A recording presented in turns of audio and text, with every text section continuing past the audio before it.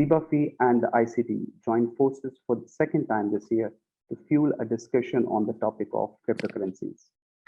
In today's webinar, we'll look at the emergence of cryptocurrencies in the last decade, what are the key impacts on the financial ecosystem, as well as the role of multilateral development banks in creating a more trustworthy cryptocurrency ecosystem. It also aimed to discuss the issues concerning cryptocurrencies application in the Islamic financial industry, and what are the key opportunities and challenges its integration can bring for the development of the industry. Ladies and gentlemen, to start off the webinar, I have the pleasure to call upon Mr. Ayman Sijini, Chief Executive Officer of ICD, to deliver his welcoming address. Mr. Sijini, the cloud is yours. Thank you very much. Bismillah ar-Rahman ar-Rahim. Wassalatu wassalamu ala Sayyidina Muhammad. Ladies and gentlemen, it's a great pleasure and honor for me to be here with you today. It's always to be a pleasure of being a keynote speech of this important topic because cryptocurrencies and fintech and technologies and blockchains and artificial intelligence, that's reality of the future. And whatever the current world will look completely different, in my opinion. So cryptocurrency challenges and opportunities for the Islamic financial industry. And what an interesting topic for today's webinar. The topic has an ongoing debate, but in the very beginning, we should be very grateful to our Sharia principles that welcome innovations and subject to no violation, of course, of the Sharia principles. But beside the undoubtable challenges that the Sharia compliance will remain one of the biggest challenges to the cryptocurrencies. Equally, of course, it's important is to associate regulations, especially, of course, when thinking of tax policies, gambling, money laundering, terror and drug financing, and the black web, as they call it these days. But unfortunately, the speculative access of initial coin offering, the ICOs, across 2016 and 2017 have given cryptocurrencies a bad name. Many ICOs turned out to be a scam in which unproven ideas were tagged to a blockchain for a quick fundraising. However, to make this a success, we should work collectively towards creating a digital asset token with high value assets to anchor the value of the tokens. The subject there is no doubt has attracted the young generations more than expected. And this orientation reflects the trend very soon. We must act positively despite all the challenges. We should look for the opportunity side of the subject. Many people argued that benefits of the cryptocurrencies far outweigh the regulatory hardship and users' fraud. ICD is interested to drive by the objective of this financial inclusion. Blockchain-driven applications serve this purpose very well. And from the development perspective, ICD builds fintech platforms to offer blockchain-driven financial services to usual unbanked or unserved populations. ICD will continue exploring those Sharia compliance opportunities to further enhance its fintech blockchain-driven platform with various capital market instruments such as smart sukuk issuance, asset tokenization, and zakat and sadaqah collection for development purposes.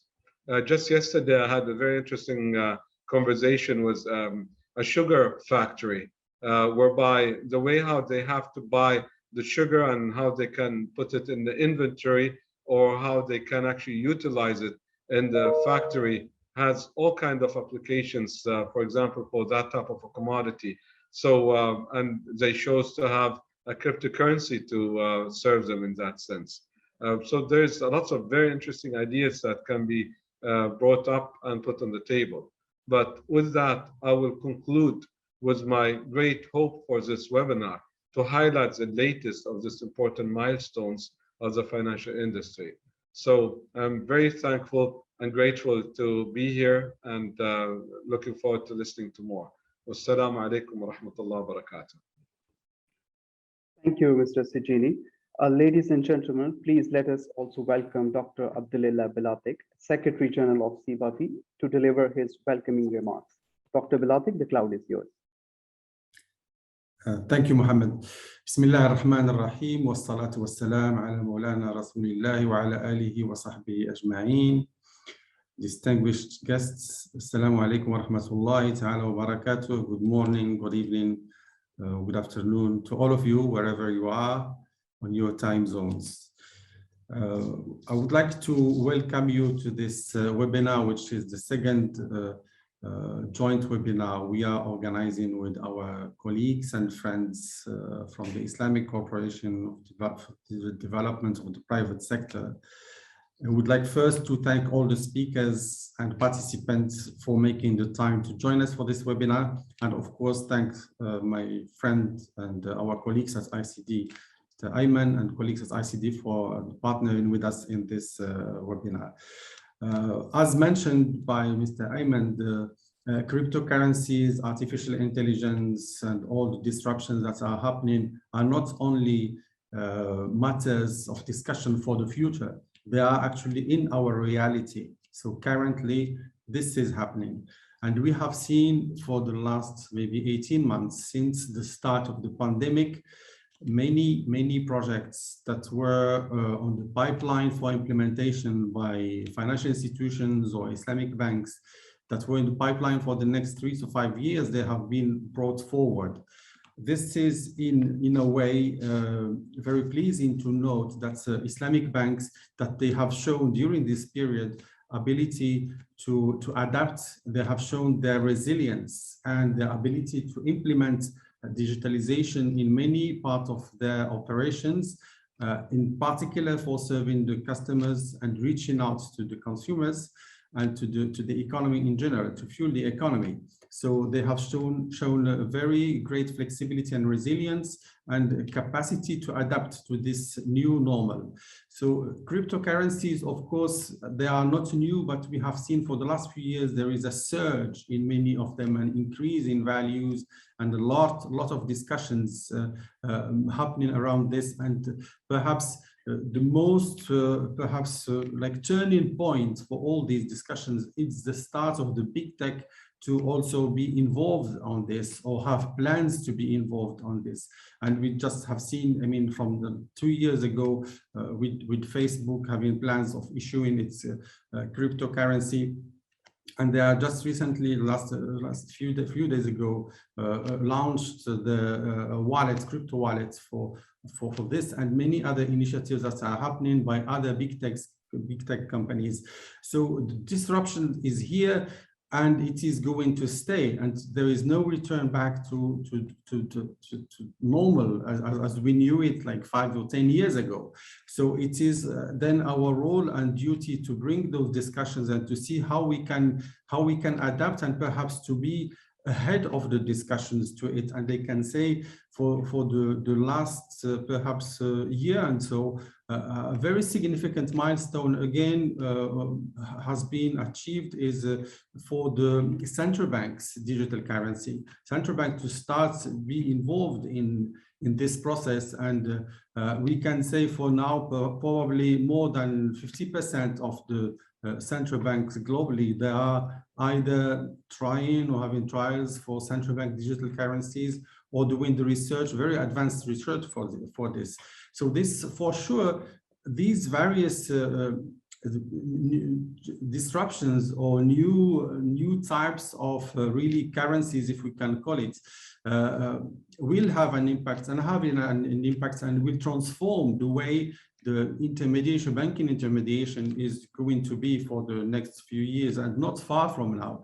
So Islamic banks, as I said, from the surveys that we do, they favor this and they have shown some capacity to adapt. In our regular surveys that we do, we have seen that for the last 18 months, I mean, some of the most focused areas by Islamic banks are, of course, on mobile banking and mobile payments. There is also the open banking, which is another area which will have an impact. And all these kind of new disruptions, they're actually related and they move towards requiring the banks to be more agile and innovative. And having this on the background, so at CBAFI level, we have established an innovation and technology working group that will be working on various issues related to this. I think one of them, probably the first we'll be looking is on, which is the backbone of the many crypto assets or cryptocurrencies, the blockchain, and how this will have implications for the operations, not only on crypto assets, but on many other points. Again, I will be happy to hear from all the scholars, from all the experts that will be sharing with us their views during this webinar. And I would like to thank you again for attending. Thanks to our speakers and to our partners from the ICD for partnering with us. We look forward to very fruitful discussions on this very important topic. Thank you. Thank you, Dr. Bilafik. Ladies and gentlemen, we will now start the panel discussions. And to do that, may I call upon our colleague, Mr. Rashid Itai, Senior Research Analyst at CBAFI, to start the first session and introduce our distinguished panelists. Brother Rashid, the cloud is yours. Thank you so much, Brother Muhammad. Welcome to all the participants, and thank you for joining ICD CIBAFI webinar on cryptocurrencies. My name is Rashid Itai, Senior Research Analyst at CBAFI, and I'm pleased to moderate the 2 sessions of this webinar. Change is constant in life, and for many centuries, humans developed different methods and means for purchasing goods and services and conducting financial transactions and economical activities. The most commonly used type of money nowadays is fiat money or fiat currencies. These currencies are issued by government until technology evolved and give birth to a new form of currencies known as cryptocurrencies. Unlike fiat currencies, these digital forms of money powered by the blockchain technology are decentralized. Since the launch of Bitcoin, the first and the most famous crypto, many others were developed, and the crypto market gained a lot of attention from individuals, from organizations and authorities. Known to buy and sell all types of products and services, these crypto are also used as investment instruments where investors buy low and sell high. They are also enabling a completely new form of raising capital called initial coin offering or ICO. Cryptocurrencies are disruptive and they are challenging financial institutions and governments all over the world. Governments are trying to find the right regulation and without, of course, killing innovation, but at the same time protecting markets and individuals due to the significant criminal element like hacking and frauds. Such developments raised a number of questions and spotlighted many issues, like, for example, the driving forces for the development of the crypto market, the financial system response to cryptocurrencies, the regulation or regulatory actions that are taken in response to the surge of cryptocurrencies, and also the emergence of CBDCs or central bank digital currencies and their implications on the banking sector. To answer all these questions and to discuss these points, I will be joined by 3 experts in this first session. First is Ms. Sandra Rowe. She's an innovation and technology enthusiast and expert. She's the CEO of the Global Blockchain Business Council, a Swiss-based nonprofit consisting of over 270 institutional members and 130 ambassadors across 76 jurisdictions and disciplines. She's also an angel investor in emerging technologies and a board member and advisor for many organizations. She also participated as a keynote speaker in many international events and co-founded several startups and non-profit and key blockchain industry network. Welcome, Ms. Rowe. The second speaker is Dr. Abdullah Khamis. He is the principal and fintech expert in the Islamic Corporation for the Development of the Private Sector. He is responsible of leading and supervising several fintech and digital transformation projects. And he founded also several AI-based centers in the Kingdom of Saudi Arabia. And he holds a PhD in AI and data mining domain from the King Abdullah University of Science and Technology. He also published several papers and book chapters in top-ranked journals. The third speaker is Dr. Hilal Hussein. He's currently the lead knowledge solution specialist at the Islamic Development Bank Institute. He's responsible of leading the process of designing and structuring innovative knowledge-based solutions to answer economic development challenges facing IDB members countries. He also generates ideas for new and innovative Islamic fintech products and the instruments, and conceptualize and supervise the structuring and the design of cutting-edge tech products to serve Islamic finance. He also published a number of papers in international journals and conferences, and he has 5 patents in cryptography and crypto ecosystem space. Welcome to all the distinguished speakers. And I will kick off this discussion by addressing my first question to Ms. Sandra Rowe. Can you please elaborate us or give us more insight on the factors that are driving the growth of cryptocurrencies, with a focus on the technology that backs these innovative tools, and by that I mean blockchain?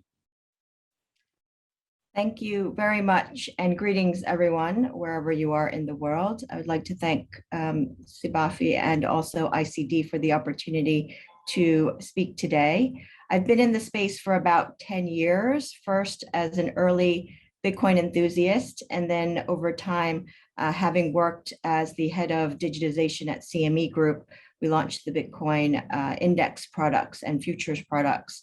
And now you may have heard, as of last week, there was a launch of the US-based regulated ProShares ETFs, which are using the CME futures as the underlying. So there's both fast innovation happening and slow innovation happening. So what do I mean by that? Focusing at a macro level on what we're seeing in the last decade, and particularly in the last couple of years on blockchain technology, if you look at it from an enterprise perspective, so meaning big corporations and some governments, you would actually think the progress is very slow, oftentimes because people are working on projects, and these are often very deep infrastructure level either replacements or alternatives. And when you're talking about the equivalent of replacing the pipes of foundations of your systems, these take many years to do. And so for those who are impatient, it may seem very slow. However, we are talking about replacement of infrastructure using blockchain technology, which can take potentially decades to do. And I think that's where some people may think, oh, there's not a lot going on in blockchain. It's not actually true. Based on the macro level discussions we have with corporates around the world, there are some substantially quiet, but yet deliberate alternatives happening with using blockchain technology to actually help replace certain systems that are frankly legacy and decades old and need replacement.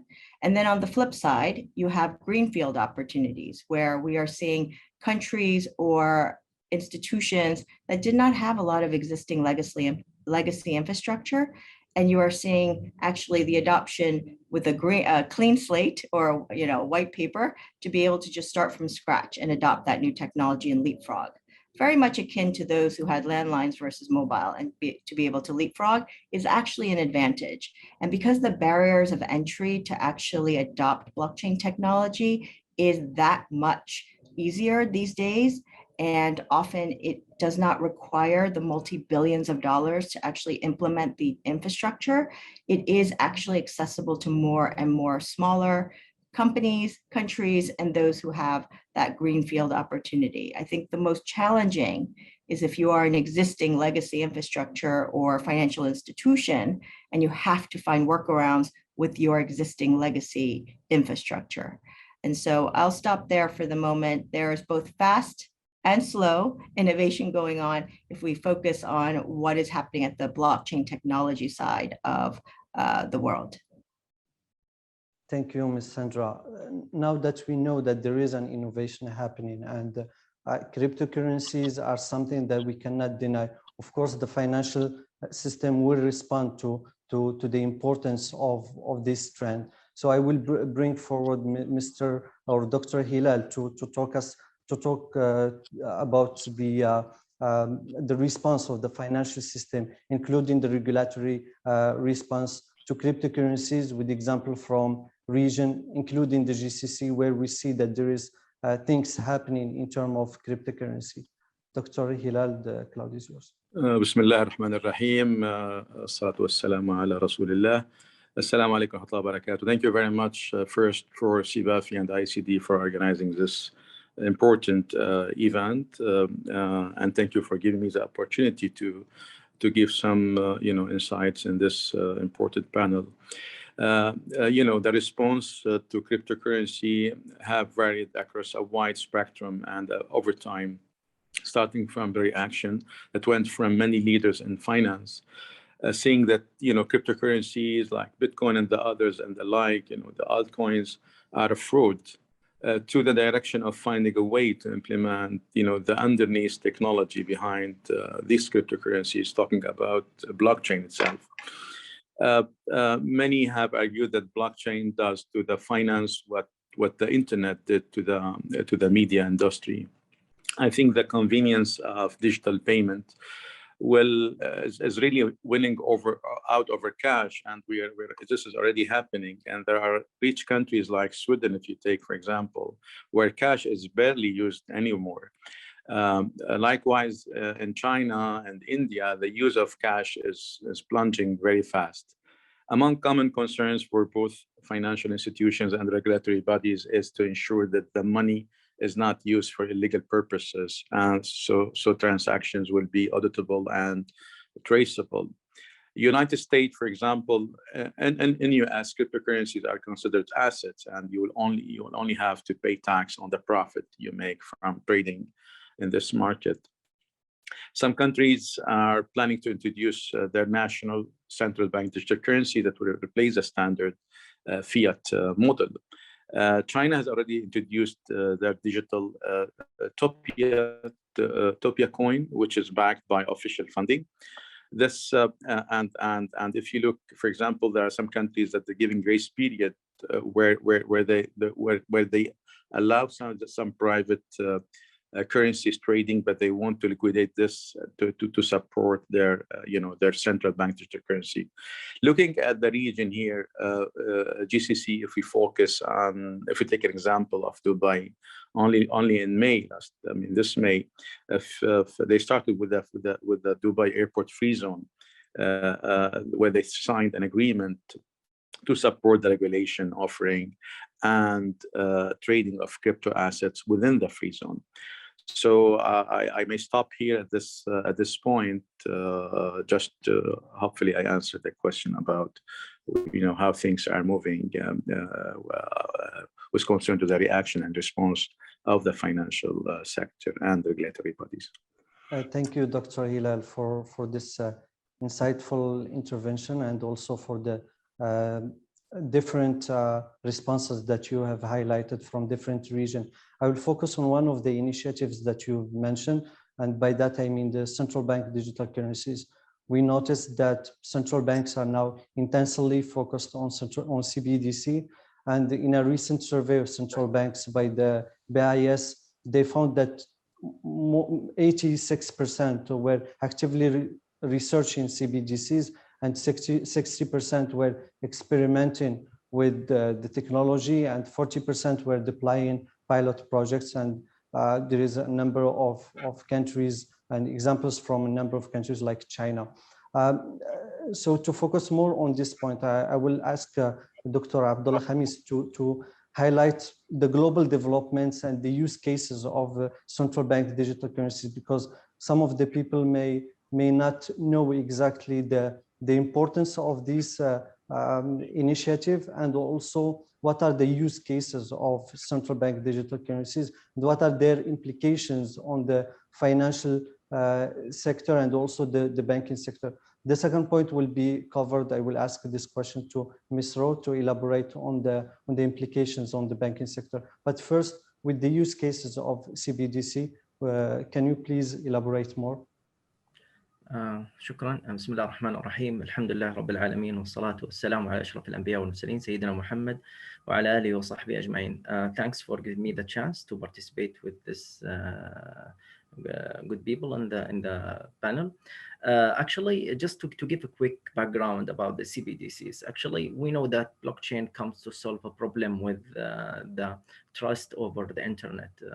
Performing the financial transactions over the internet lead to some risk and the absence of the trust. So the third party, which is the financial institutions, existed over the internet, over the e-commerce to verify these financial transactions.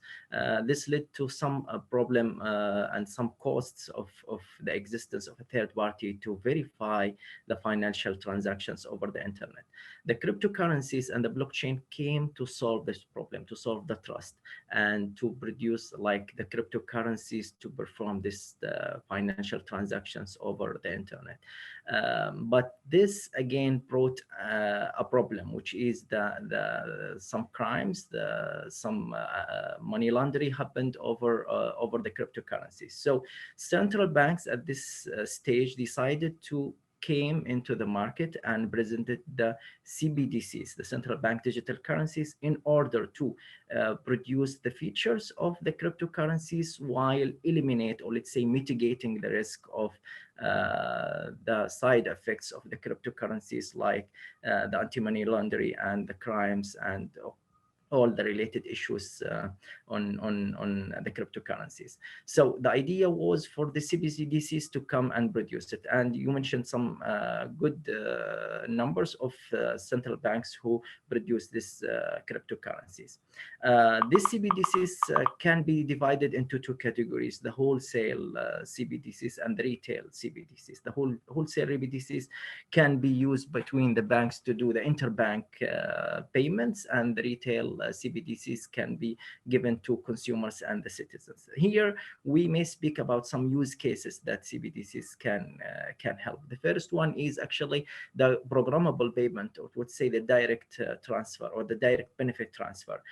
When central banks or the government, they would like to finance specific beneficiaries for a specific purpose programs, they can issue CBDCs that can be only dispersed in specific purposes. This will ensure that government-supported programs, once they issued by the CBDCs, will be used, the currencies or the CBDCs that will be given to the citizens will be used only for that purpose and for this specific purchase.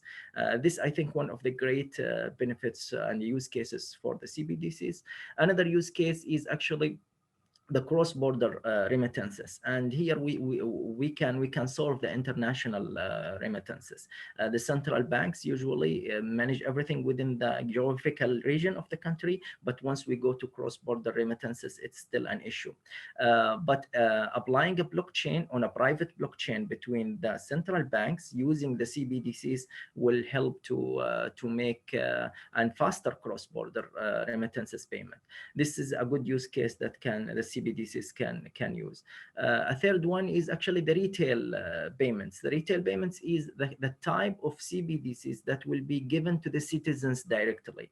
This is a very important use case because the central banks now can issue coins or digital currency that directly dispersed or given from the central banks to the citizens. Here, the citizens can use it in retail, either for value or, let's say, token utilization, and maybe we don't go to details here. This helped to eliminate the third party, which is the banks, because the central bank now directly communicate with the citizens to give them the coins. And if any financial institution go into, let's say, bankruptcy or some problem, the central bank will not be affected and the citizens will not be affected as well.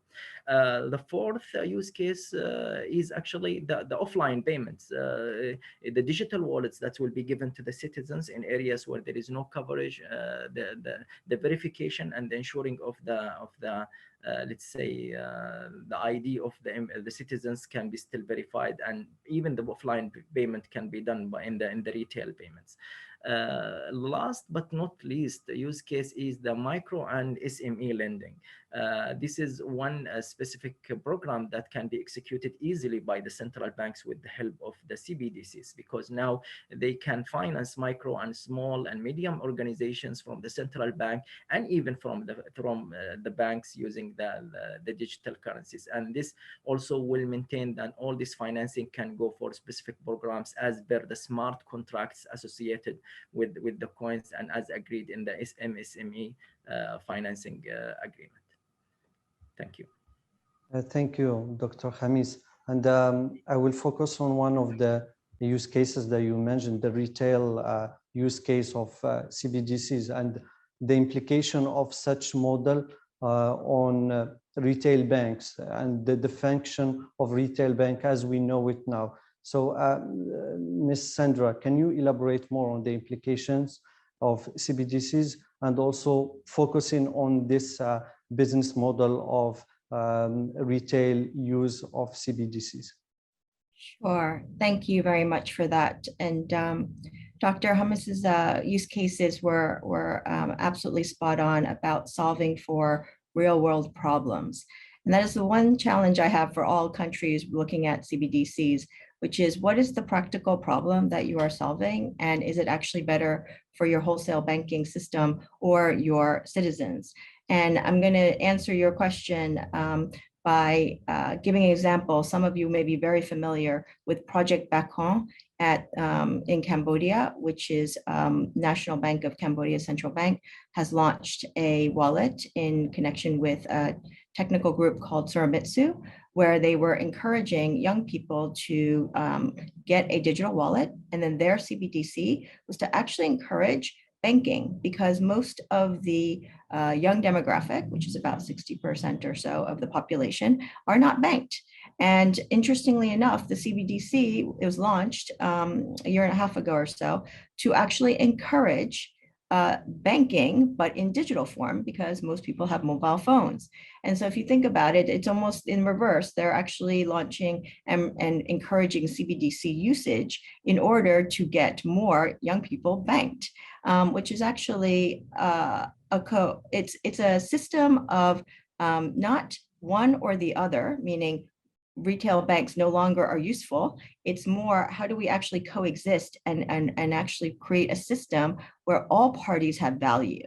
And I think that is something that is not discussed enough. There seems to be, at least in sometimes when I hear about cryptocurrencies and CBDC, it's an us versus them mentality. And really what we should be thinking about is the collaboration and where could the bridges be built to actually bring crypto and CBDC, anything digital, into the real world and solving real world problems. And so for those who are not familiar, please look into Project Bacon. It's a very interesting project and it is live. Thank you so much, Ms. Sandra, for this useful information. And as you mentioned, whenever we talk about CBDCs, especially in the use case of retail, we think that CBDCs are a threat to retail banks, and thank you for clarifying that. The last point that I would like to cover in this first session before moving to Q&A is the role of multi-development banks in introducing and sponsoring a trustworthy cryptocurrency ecosystem. And I will ask this question to Dr. Khamis and Dr. Hussein, since they are both part of the IDB group. So if you can please elaborate more on the role of a multi-development bank in introducing and sponsoring a trustworthy cryptocurrency ecosystem for cryptocurrency development. Thanks. Maybe I will start, and maybe Dr. Hilal can later on complete. Actually, the role of the MDBs is very important in the era of the cryptocurrencies. We can let's say highlight that the MDBs are very keen to achieve the global SDGs, and this SDGs is actually represent a huge part of the mandate now of the MDBs. So eliminating the poverty, creating jobs, all these things can be achieved using the cryptocurrencies. And the MDBs in the past, they suffered from multiple problems in financing the governments, and financing the financial institutions, and even financing the beneficiaries in the target countries. The MDBs in the era of the cryptocurrencies, they can effectively participate in enhancing and achieving a better SDGs through different forms. One of this is actually the financing programs that come from the MDBs can be issued in especially created, let's say, coins, maybe security tokens and utility tokens. Maybe we don't go in details here. This can be given from the MDBs to the central banks, and the central banks in this time will use this tokens to finance the SMEs and the benefits. Here, the MDBs can ensure that these tokens or these cryptocurrencies, once given to the central banks, they will be given directly to the specific programs and will be given to the direct citizens. One of the factors that will ensure that this thing will happen is the verification process that comes on the blockchain. So it ensures and make the MDBs to be able to trace the payment over the blockchain. And the second thing is the associated smart contract, because the smart contract here will ensure that this cryptocurrencies will go directly to the benefited organization and the central bank. Later on, the central bank can exchange this cryptocurrencies to fiat currencies through other cryptocurrencies, but this will be done on private blockchain. We heard about initiatives from IMF and from other organizations. Here, I think in the Islamic Development Bank Group and in ICD specifically, we started to look into some solutions to include cryptocurrencies and the digital currencies in several initiatives that will be used. Crowdfunding of renewable energy is one application that we started to look, and we use the digital coins and the utility tokens for this purpose. Another thing is the Halal blockchain program that we support the supply chain in our member countries. And this some of the initiatives that MDBs, I think, will ensure to have. Thank you, Dr. Khamis. Dr. Hilal, if you have anything Yes. to add. Yes, thank you very much, and thanks to Dr. Khamis for these very valuable comments. Actually, I just to add that I totally agree with what you mentioned, Dr. Khamis, and maybe the MDBs should it's time that they should work hand in hand to have the significant role and impact on a trustworthy cryptocurrency ecosystem. So we're not talking anymore about some cryptocurrencies. We're talking about a complete ecosystem in line just to achieve the SDGs goals mentioned by Dr. Khamis.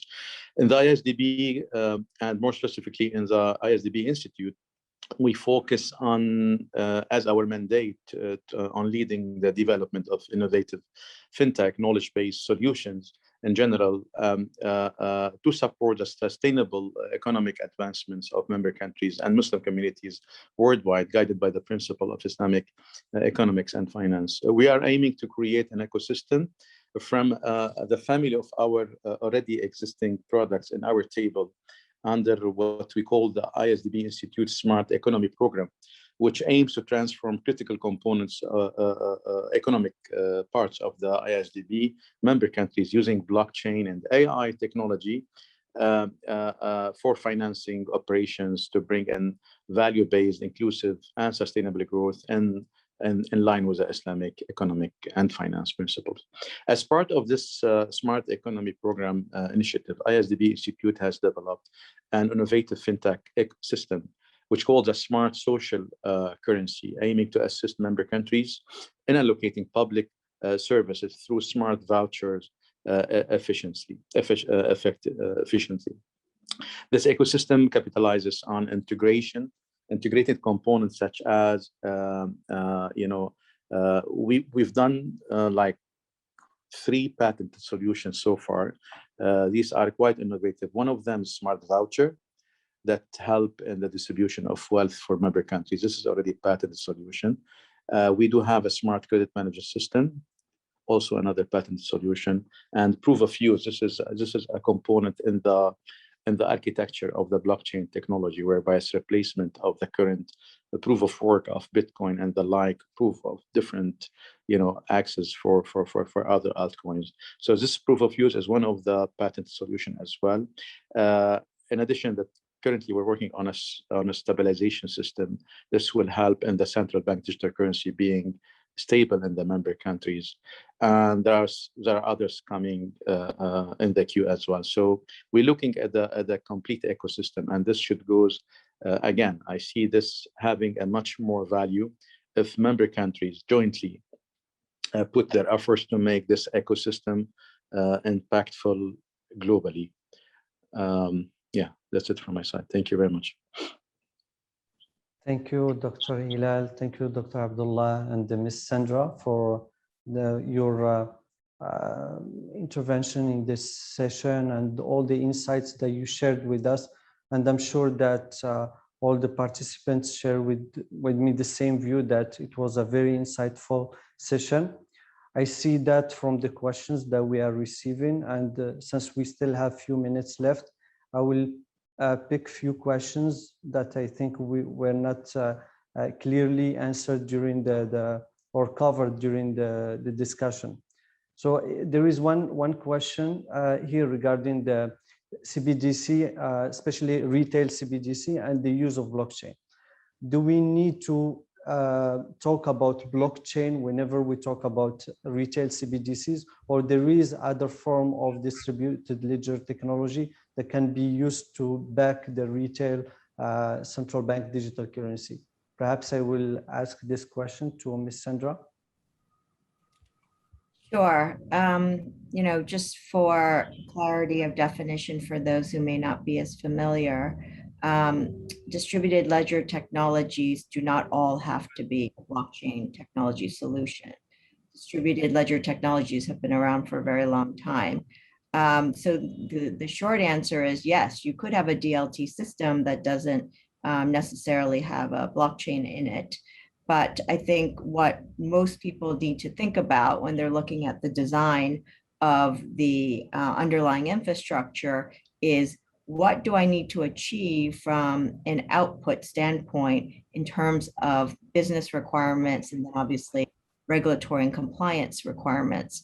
And so that's a more complex discussion. It's not just simply, oh, we need blockchain or DLT. It's much more complicated than that. But I do acknowledge you don't necessarily have to have a blockchain solution for the underlying DLT infrastructure. Thank you, Ms. Sandra. There is one question here addressed to Dr. Khamis. Dr. Khamis, can you please elaborate on offline payment aspect?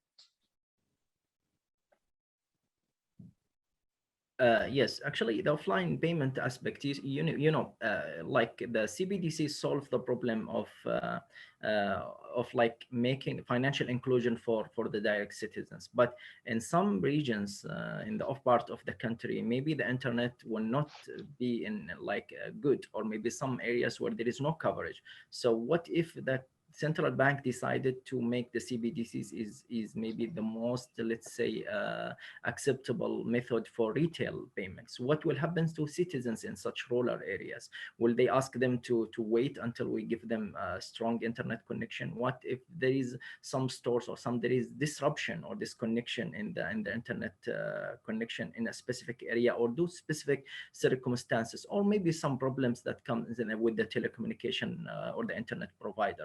In this case, all the digital wallets and all the payment solutions should be resilient to such issues by allowing the offline payments to happen.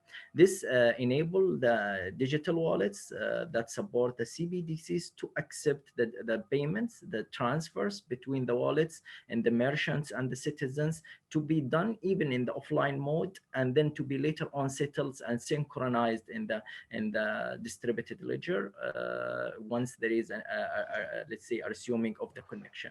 There are some parameters that can be controlled here, like the limit on the amount that can be done offline, or the limit on the number of transactions, but definitely this will solve such cases.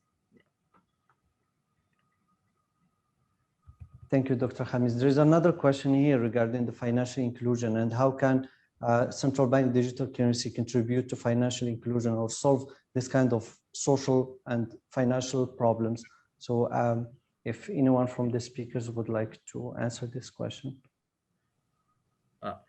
Yeah, maybe I can answer, maybe others can add. Well, you know, financial institutions and the banks, they usually played a great role in financing citizens and financing even the micro and small and SMEs. Such banks need huge infrastructure, need huge investment. So they have to add their cost of financing to any financial, let's say, any finance transaction to the citizens.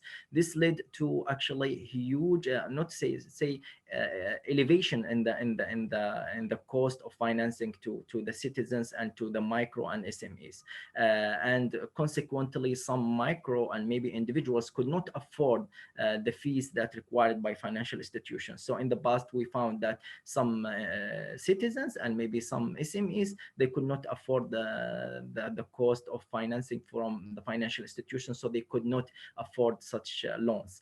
Now, using the CBDCs from the central banks, when there is no third party in some circumstances, not necessarily all the circumstances, I think no fees will be applied to a third party. So this helps financial inclusion. One more thing, the financial institutions, the banks and maybe other financial institutions have some strong requirements and verification process to call some eligible beneficiaries for such financing programs. Some criteria not applied on some citizens, on some SMEs, and banks have to ensure at the end of the day a profit and mitigate the risk of financing. So eliminating again these requirements and going directly from the central banks to the direct citizens will help by financial inclusion for beneficiaries who maybe previously were not fulfilled by the requirements of the financial institutions. Thank you, Dr. Khamis. Perhaps, Dr. Hilal, you have something to add on this point? Yes, thank you very much. I agree with Dr. Khamis' point. Now, maybe I can add that any digital transformation, any technology, starting from the telecom industry, all the way to the mobile payment, all of these will help in the financial inclusion, because we're trying to include as many people that were previously excluded from the financial industry to be able to do transactions. Now, definitely, central bank digital currency is not an exception. It's a well-regulated ecosystem, if I may say, that will definitely play a major role in this financial inclusion by having many people that are not able to open an account. They're not able to do many transactions because they don't have the requirements, or they cannot reach the banks to be able, you cannot have an ATM machine and like in the desert, it's in a very, like area where they cannot install this, this equipment, but mobile phone or any other tool internet can be there. So financial inclusion is started before central bank digital currency, but CBDC can serve a lot in this aspect. I may add one more point on the topic. When we talk about financial inclusion, one thing that governments can do very well that sometimes private sector does not do as well is not only supporting and rolling out a product like a CBDC, but also the education and infrastructure that you need to support the extension of that to its citizens. And the education piece, I think sometimes gets lost when people talk about financial inclusion. People need to understand how to use the service, well as financial literacy, well as being offered the product. Thank you, Ms. Sandra. There's another question here from one of the attendees. CBDC can be either account-based or token-based. If it is possible to clarify the relation between the mentioned types and the CBDC types, wholesale and retail. Perhaps Dr. Khamis. Yeah, thank you very much. Actually, there are, central banks are keen at the same time to support financial institutions and to support as well the citizens. The two types of the CBDCs in the wholesale, it will be given to finance the financial institutions. The banks need, let's say, financing from the central banks. The wholesale is coins and tokens and cryptocurrencies given from the central bank to the financial institutions. So it will help the payments to be done and the interbank payments, the transfers and settlements between these banks. So and for sure within private blockchain between this bank. This will help actually to make to reduce the cost of verification and the cost of networking between this banks. So the wholesale is usually or mostly will be directed to the banks to be used in the payments or the interbank payments between the banks and or the financial institutions. But the retail CBDCs will be directly issues from the central banks or mostly issues from the central banks to the citizens and can be used directly by the citizens in their retail purchase or maybe in a specific programs that will be supported by the central banks. Thank you so much. There is here an interesting question. I don't know if someone can briefly, because we still have like 4 minutes, someone can answer this question from the speakers. Can a government become a miner or a validator in cryptocurrency ecosystem for cryptocurrency regulation?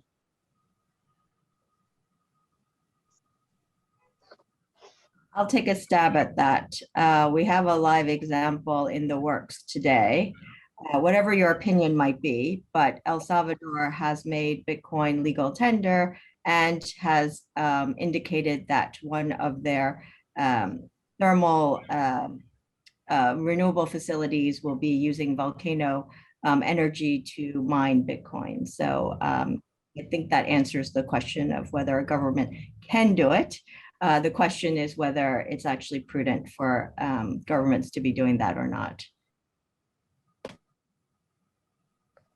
Since we are talking about governments and regulation, with all the opportunities that cryptocurrency may offer to the financial sector, not having a clear regulation may have some implication on the efficient running of the ecosystem. So in your opinion, what is the role? What are the things that regulator must do in order to ensure that a clear regulation is issued without killing the innovation and also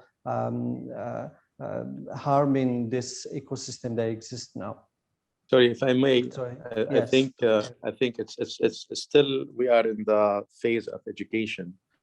We need to make sure that that regulators are very well educated on the difference between the cryptocurrency itself and the technology itself, what the opportunities they can do with the technology. If you look at China now, they banned trading, but they started. I mean, they're starting their own digital cryptocurrency, central bank digital currency.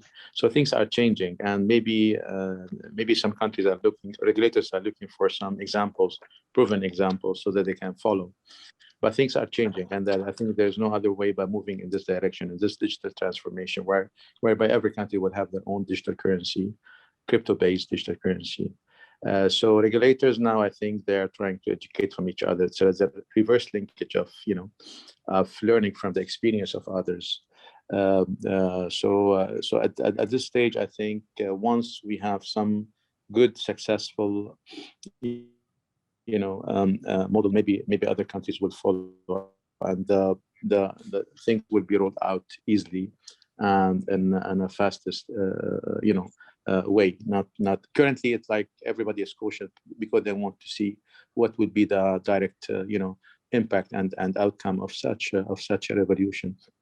But I think it's only about the regulators. They need to investigate more. They need to do more experiments, like the things that we're seeing in the countries. They're trying to do like sort of sandboxes, try to test here and there to attract.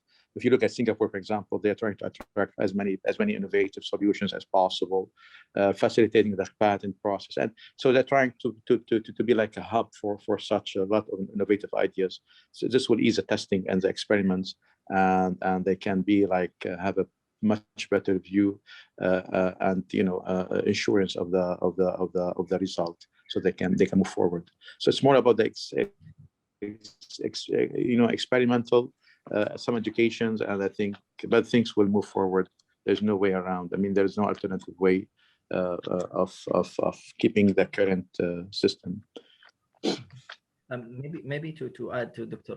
Hilal, actually, if you allow me for maybe half a minute, what you have mentioned is really very valuable, and maybe triggered in my mind that we now in this day we have over 13,000 cryptocurrencies traded in over 400 or even more exchange platform. In the past, a lot of, let's say, bad practices happened either intentionally or without intention from some entrepreneurs. Some also exchange platforms were hacked by some criminals. A lot of cryptocurrencies were stolen.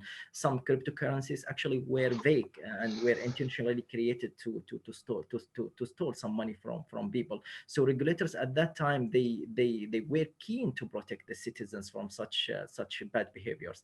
In addition,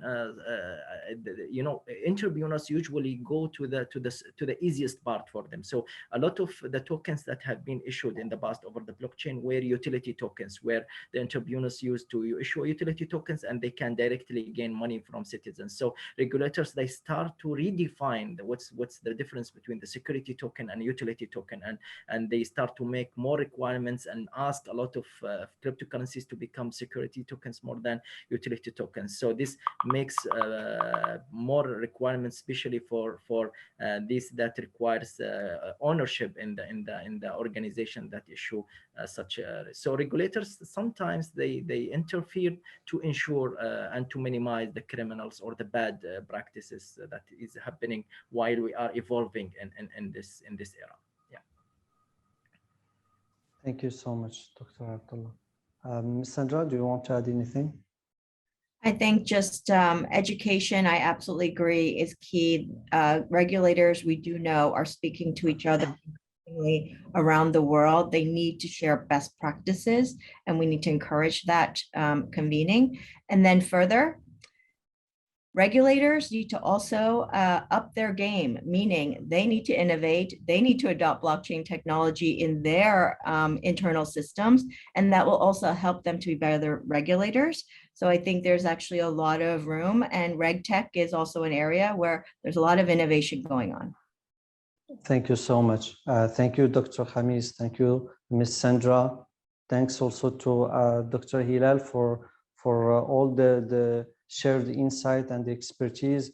And I believe this session was very insightful due to the interaction that I can see here in the Q&A section. There's a lot of questions that I did not ask because they are related to the topic of the second session, which we will start soon. Thank you so much. And without further ado, ladies and gentlemen, we will start in a few seconds the second session. Thank you. Thank you.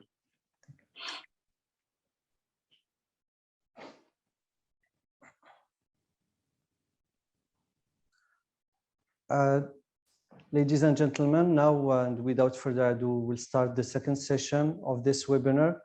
In this session, we will look at the topic of cryptocurrency from an Islamic finance perspective. Cryptocurrencies are an interesting topic for Islamic finance, especially from a Sharia perspective. There is a number of questions that we will be covering in this session, like, for example, what are the Sharia views on cryptocurrencies and the challenges in their adoption? Does cryptocurrencies hold any opportunities for Islamic finance? And also the benefits of introducing an asset-backed cryptocurrency ecosystem, as well as the tools or the solution that cryptocurrency could provide to overcome the sustainability concerns. So in this session, I will be joined by 4 experts, starting with Dr. Muhammad El-Ghari. He was the former professor of Islamic economics at the King Abdulaziz University in Saudi Arabia, and the former director of the Center for Research and Islamic Economics in the same university. He is also a member of different Sharia boards of esteemed institutions. Welcome, Dr. El-Ghari. The next speaker is Dr. Shakil Muhammad. He's the founder of RNS Solution, a software and research and development agency, and third-generation blockchain, Antalya, and the angel investor of Aero, Seri, and CTO to Cachero. He holds a PhD in information and telecommunication technology, cybersecurity engineering from Korea Advanced Institute of Science and Technology. He has more than 10 years of experience in cyber incident response and matters related to IT consultation and other field related to open networking. The third speaker is Mr. Mustafa Adil. He's the head of Islamic finance and data analytics at the London Stock Exchange Group. He is responsible for leading the Islamic finance and the Islamic markets business for the organization, providing knowledge solution and bespoke services to support the continued growth and the increasing depth of the Islamic finance industry. He is a chartered accountant from the Institute of Chartered Accountants of England and Wales, and hold a bachelor degree in mathematics from Imperial College in London. The third speaker is Mr. Shihan Kester. He is a blockchain enthusiast and investment advisor in crypto, with a strong background in engineering from Istanbul Cultural University. He is also considered one of the youngest CEO of a blockchain-based organization named Shays Holding. Welcome to all the distinguished speakers, and I will start or kick off the discussion by asking Dr. Muhammad El-Ghari to give us his views regarding the Sharia perspective on cryptocurrencies and also the challenges of their adoption. Dr. El-Ghari, the cloud is yours. Thank you very much. 10 minutes, huh? Yes. Okay. Thank you very much, Mr. Chairman. Brothers and sisters, Assalamu alaikum wa rahmatullahi wa barakatuh. Let me begin by thanking the organizers for giving me this opportunity to address you today. In the next 10 minutes or so, I will speak about 3 things. Firstly, to show that cryptocurrencies are the logical, the obvious, and maybe the last lap in evolution of the medium of exchange. The second subject is Sharia position on cryptocurrencies, because I claim that Sharia position on cryptocurrencies is well known for centuries, actually. And finally, some suggestions for Islamic banking to capitalize on the new wave. Now, during the life of the Prophet ﷺ, the medium of exchange was, like most of the world then, gold and silver coins. Barter was still very common. As early as the second Khalifa, Umar radiallahu anh, about a decade after the Prophet, discussion of monetary reform was afoot. The unprecedented growth in economic activities and the huge increase in the revenue of the state directed the attention to the need to grow quantity of money. Umar radiallahu anhu thought to ease the pressure on the limited quantity of gold and silver to issue currency out of camel hide. But his advisors warned that if he does so, then the camel will become an endangered species because it would be worth more as currency than meat. So he abandoned the idea. And in the 2nd century of Hijrah, the great scholar Malik ibn Anas, the Imam of the Maliki school, replied to questions about the Sharia position on medium of exchange, consisting of cow and camel hides. Would this be Sharia compliant? The question was. He replied that if such exists, then all the Sharia rules set for gold and silver coins will apply to this currency made of animal hide, because they are then the measure of value. And throughout the centuries, the conceptual meaning of money was very clear in the minds of Sharia scholars. This is summed up by Ibn Taymiyyah, who declared in the 7th century Hijrah that anything people accept as money takes all the Sharia rules of money, and anything people consider as dirham will take the Sharia rules of dirham. In other words, there is nothing unique about gold or silver or anything else. It is the peculiarity of being a measure of value. And I don't know of any dissent on this view by any of the leading classical Sharia scholars.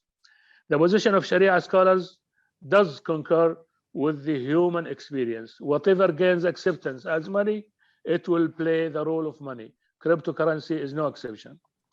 Gold and silver, of course, fulfilled their function as a medium of exchange exceptionally well. However, as more growth takes place and the rate of market exchange and trade increases, people were feeling the pressure of limited quantity of gold and silver available for monetary purposes. So they invented kinds of supportive money, coins made out of copper and nickel, which became at some point so widespread to be the mainstay in the market as a medium of exchange. But they remained, nevertheless, and were treated as only substitute to gold and silver coins. Then came the banknotes. Banknotes were initially issued as a substitute for holding gold and silver currency. Because of this, banknotes were issued with an undertaking from the issuer to exchange these banknotes to the real thing, to the gold and silver notes.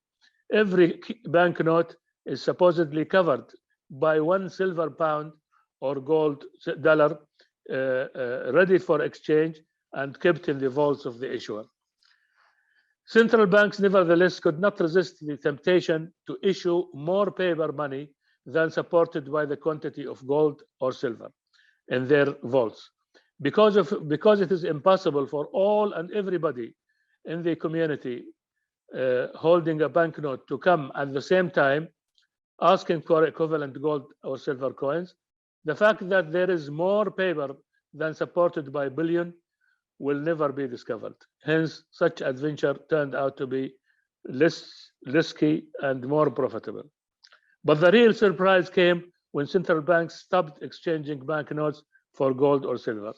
People were supposed to lose trust in banknotes. But the fact of the matter is nothing of that has happened. This is the birth of the fiat money, one that is rely only on the trust of the people.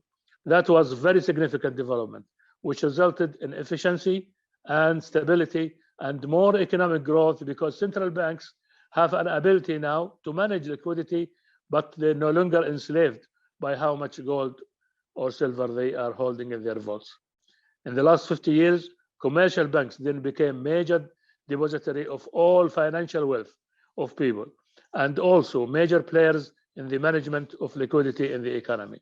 Hence, more and more of monetary wealth became abstract, only numbers in the books of banks.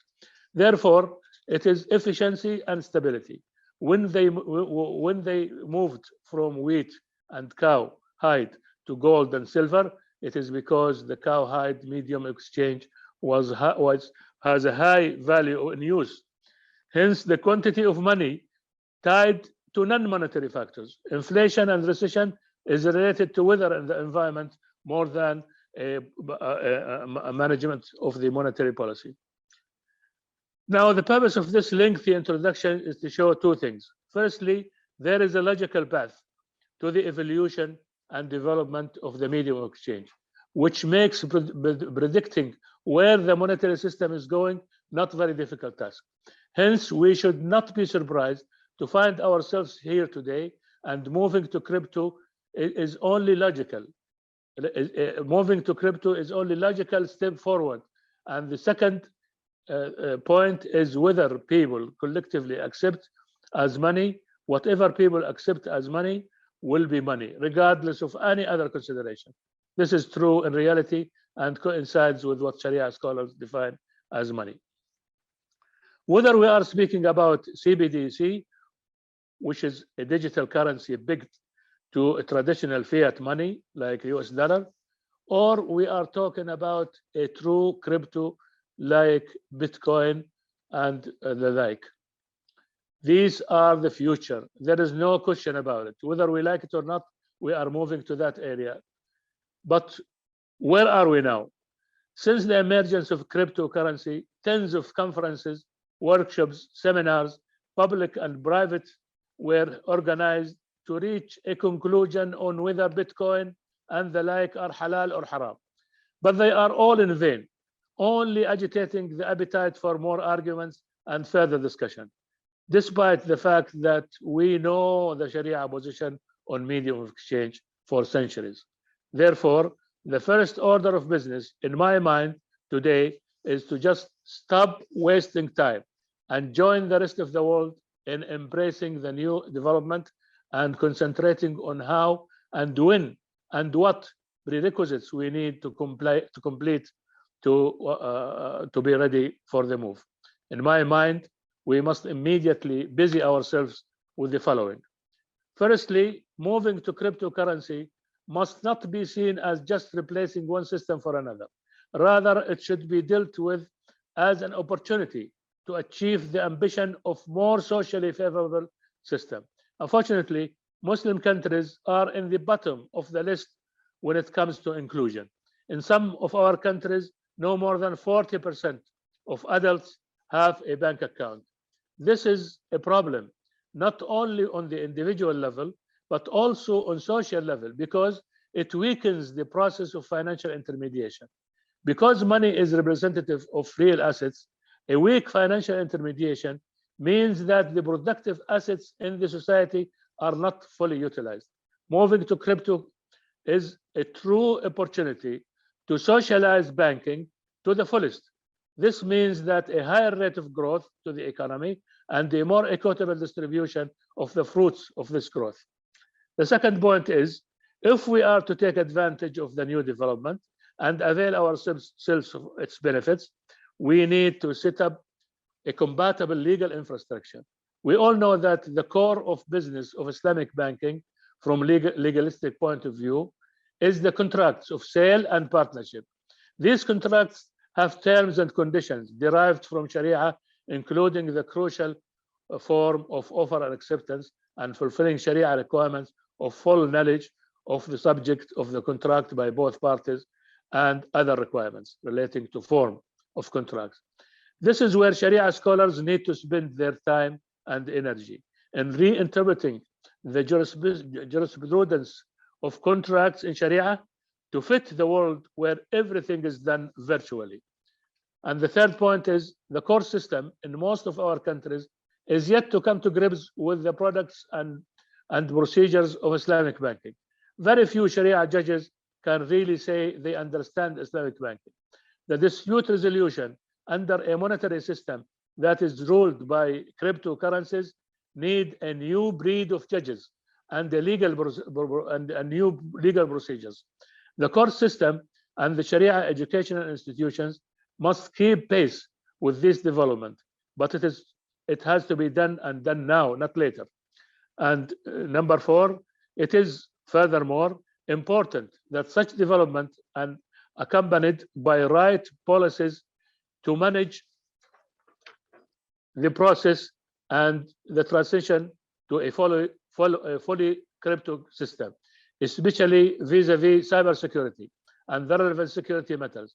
The burden of this function is on governments. The private sector cannot alone take care of this part of the transition. So we urge the governments to now put attention to this job. In such a short time, this is what I can say. Thank you very much, Mr. Chairman. Thank you so much, Dr. Al-Ghari.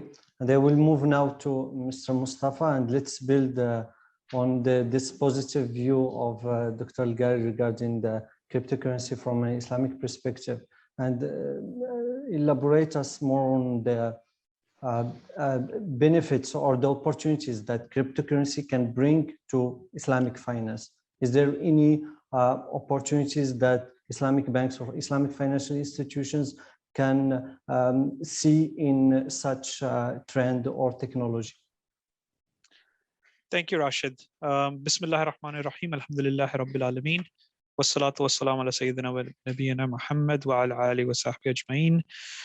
Thank you very much for the question, Rashid. And, Doctor, thank you, in particular to Sheikh and Dr. Muhammad Al-Ghari, who gave an excellent overview of the Sharia position on cryptocurrencies, leaving no doubt that, this is something that, is completely in line with Sharia within the rules that have been set for mediums of exchange, and something that the industry and regulators and others need to develop on to be able to enhance and improve the efficiency of financial intermediation. And I think just to add on that, as your question rightly says, there are a lot of opportunities. In fact, cryptocurrencies and the underlying technology that powers it, technology around distributed ledgers, blockchain, smart contracts, and other innovative solutions can really tackle and address some of the core and persistent problems that have existed within Islamic finance since the modern form of Islamic finance was launched back in the early 1970s, right? We have, Islamic finance was spearheaded as something that is a version of Islam, a version of financing intermediation that is more aligned with our values, that is more aligned with maqasid al-Sharia, or the principles of Sharia, and is something that can help address a key need that exists in Muslim markets, particularly around financial inclusion and increasing financial intermediation for those more disenfranchised fragments of society. Right now, this is a challenge that has continued to persist within Islamic finance. But what cryptocurrencies and their underlying technology offer is a technological tool to tackle many of these different issues. And if I start with, the basic product structuring, for example, right? Islamic finance, in theory, we always hear that it is a form of financing that is aligned with profit and loss sharing.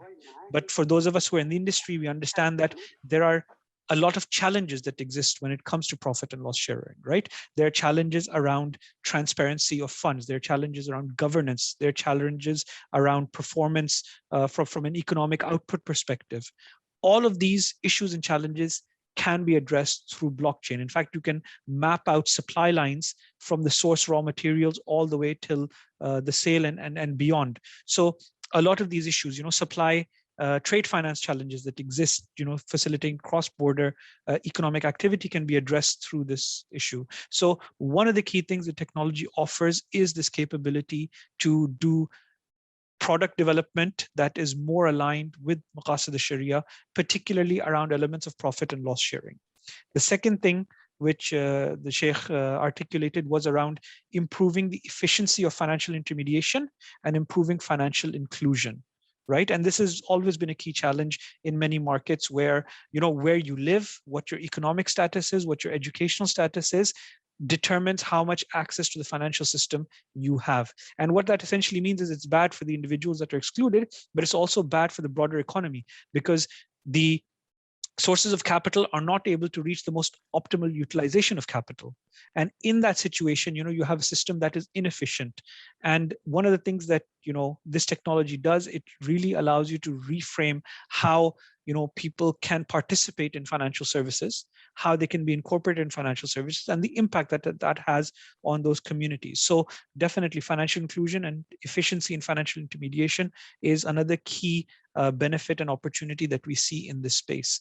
And then another key area is around governance, right? We've had this, persistent issue within the industry that, governance around, use of funds that are raised in a Sharia compliant manner, utilizing synthetic instruments to try to, mimic conventional transactions and so on.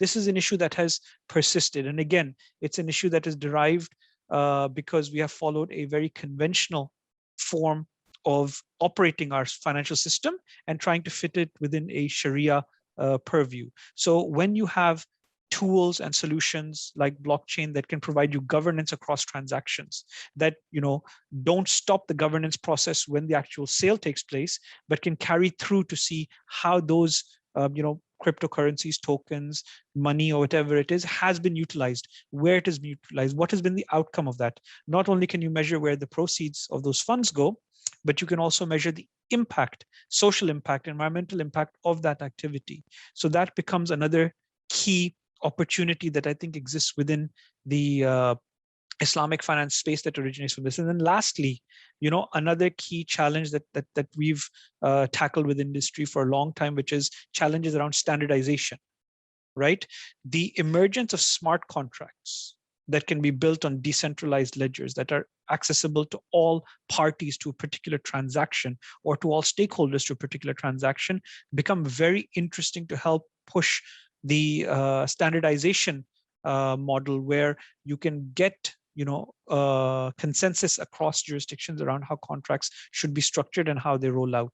So these are just some of the opportunities that that originate from Islam, from the blockchain technology for the Islamic finance industry. And really, as was mentioned in the earlier sessions and in the keynote addresses this morning, the disruptive nature of this technology is going to be fundamental. And we can't, as Mr. Ayman said in the morning, we can't really picture what the world is going to look like when mass adoption of this technology takes place.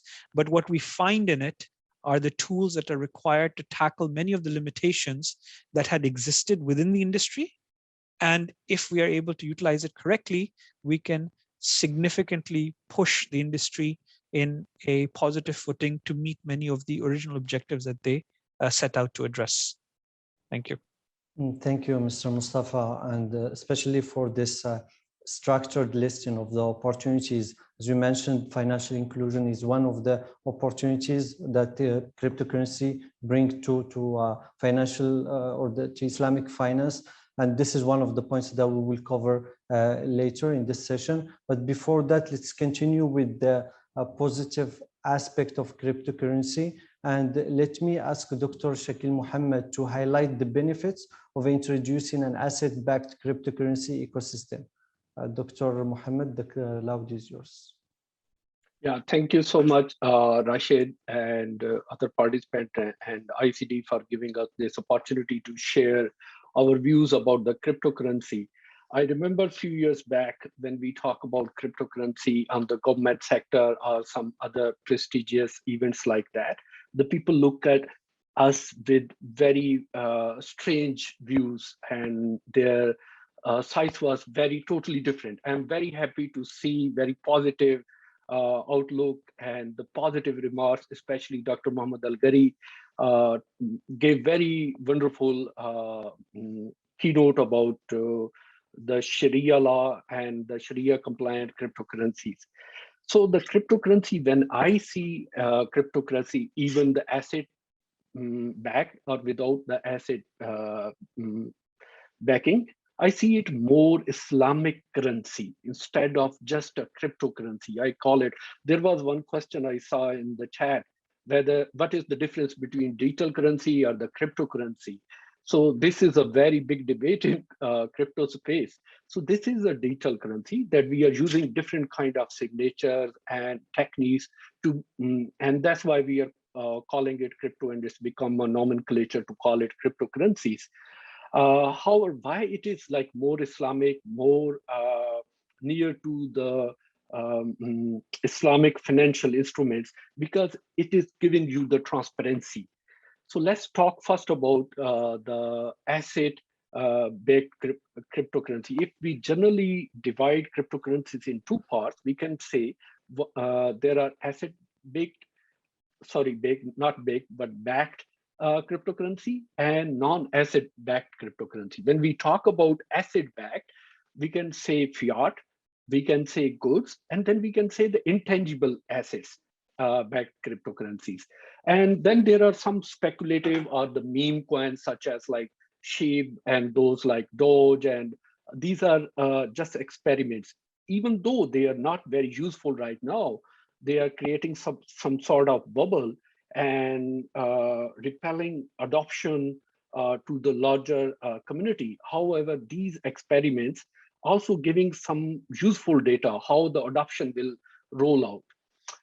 When we see these asset-backed cryptocurrencies, there are not only like the goods and the fiat, there are these intangible assets. For example, your intellectual rights, your art, your rare collectibles, your licensings, all these are also assets. Even though these are intangible assets, but these are assets.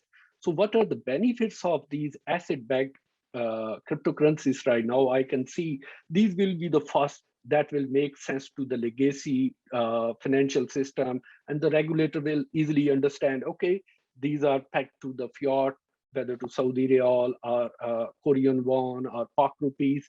So that will make very easy sense to the regulator. And these are the few currencies the regulators are giving them go ahead.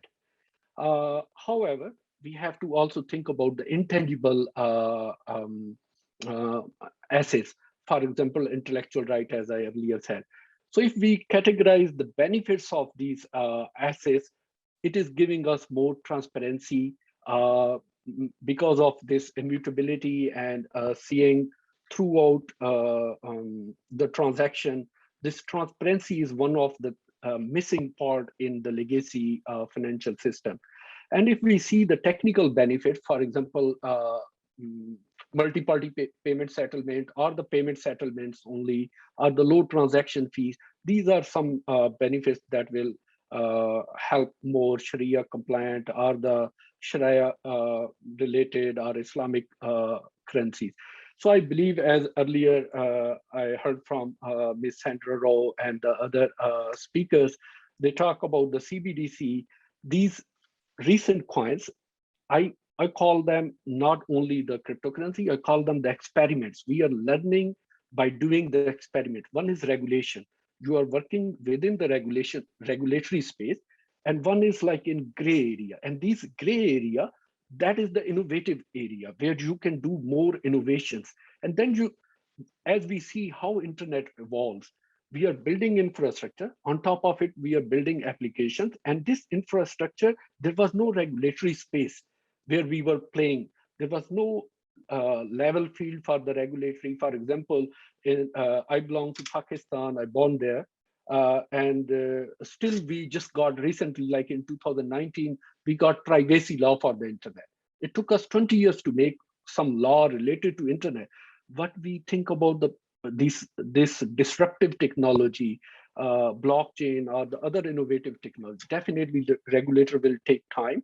So I believe the asset-based crypto asset, for example, goods-based, oil-based, gold-based, silver-based, and the fiat-based, they will be the first regularized, and later on there will be the other type.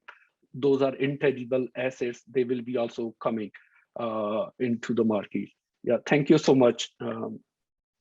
Thank you so much, Over to you. Dr. Muhammad. Thank you.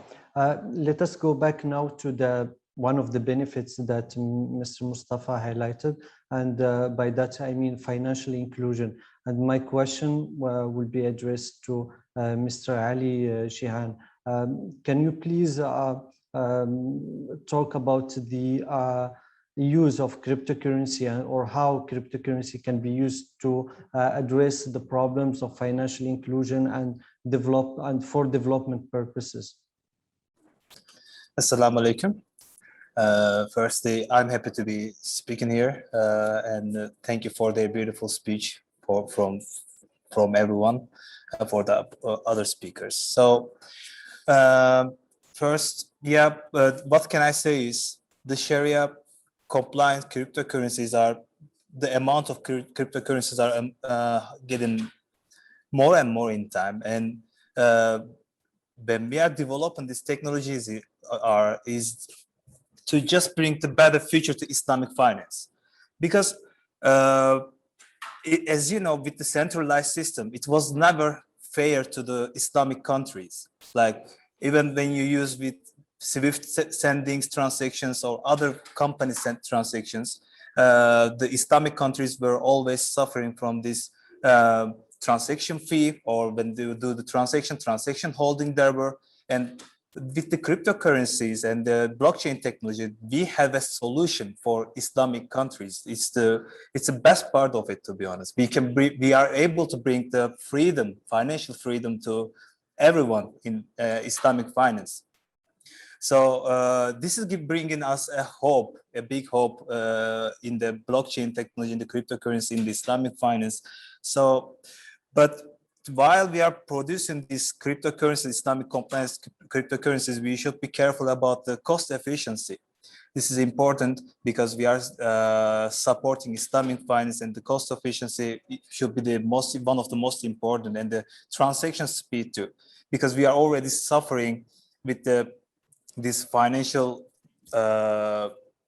corruption in the system. So the transaction speed is one of the other one, and also it should give people to contact between the people. For even in Zimbabwe or in Nigeria, in Africa, it should be for everyone, not for European countries, not for America, not for Asia. It doesn't matter. It should be for everyone in the Islamic finance. So there are lots of benefits. For me, what I can say is for most Islamic countries, because even when I was in Uzbekistan this week, when I was doing some meetings with the people in Uzbekistan, and the banks and the funds, they were having worries about getting more capitalization, finding funds, finding liquidation. And with blockchain technology, we are having the chance of bringing new funds in the business and develop the leasing, financial leasing, financial renting. We can develop these parts of the centralized finance with decentralized system, decentralized finance. So my focus is mostly to DeFi, and while doing this DeFi, being watching the corners of the sharp corners of Islamic compliance, because when we mention about DeFi, we should also be careful about going not outside of the Islamic compliance, because it's possible. Because what most people are afraid is, we are hearing stories about money laundering, and this is real. This is another part, the ugly part of decentralized system. But with the right regulations, we are able to solve this system all together with the Islamic finance. We have this capacity, we have this ability. So what I'm saying is, in general, this centralized finance, centralized Islamic finance should focus a little bit more to decentralized system, because it will bring liquidity from whole world, new capital, and also new chances of finding the financial freedom between families, between making the business treatments in the system. I mean, it's going to help a lot the system. This is what I'm thinking in general. Thank you, Mr. Ali. Thank you for your intervention. I think in this discussion, we've covered the positive aspect of using cryptocurrency or adopting cryptocurrencies, but there is one negative aspect that we cannot deny, which is sustainability. The use of cryptocurrencies and especially the mining process can bring a lot of questions related to energy consumption and sustainability issues. In your opinion, how can we benefit from adopting cryptocurrencies while mitigating the risks related to sustainability? Perhaps I will start with Mr. Mustafa. Thank you, Rashid. And I think, that's a very important and very pertinent question that I think is on everybody's mind, is that how do you, while the technology is great, how do you do it in a sustainable manner that is not, too energy intensive or so on, right? And when you look at cryptocurrencies, essentially, you have two different types that you have to look at, right? One is the proof of work based currencies, and one is the proof of stake based currencies, right? And usually it is the proof of work ones that are the ones that are more energy intensive. The proof of stake ones are typically, sourced by or transactions are verified by pools of tokens that have been put together by the individual owners, and it's not as intrusive on the system, and they use sharding technology, which helps. But when you come to proof of work, there's no denying that it is very, very energy inefficient, right? I mean, if you look at something like Bitcoin through the halving scheme, of a total, if I recall correctly, 21 million Bitcoin that are potentially available, in 10 years we were able to mine about 18 million, and it is projected that the next 3 million is going to take us 100 years to mine.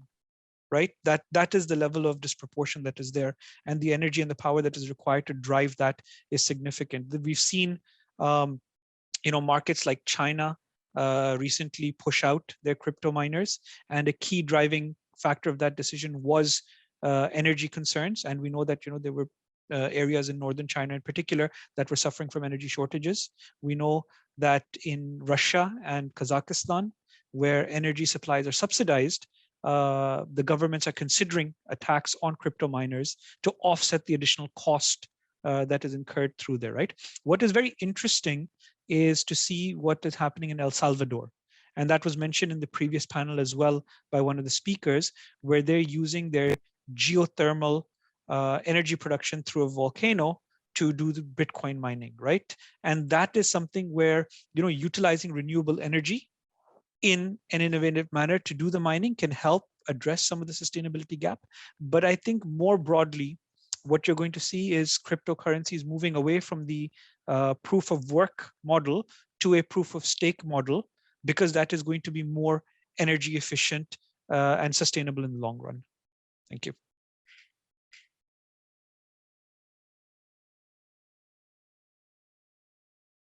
Thank you, Mr. Mustafa. Perhaps now I will move to Dr. Shakil, if you can add on.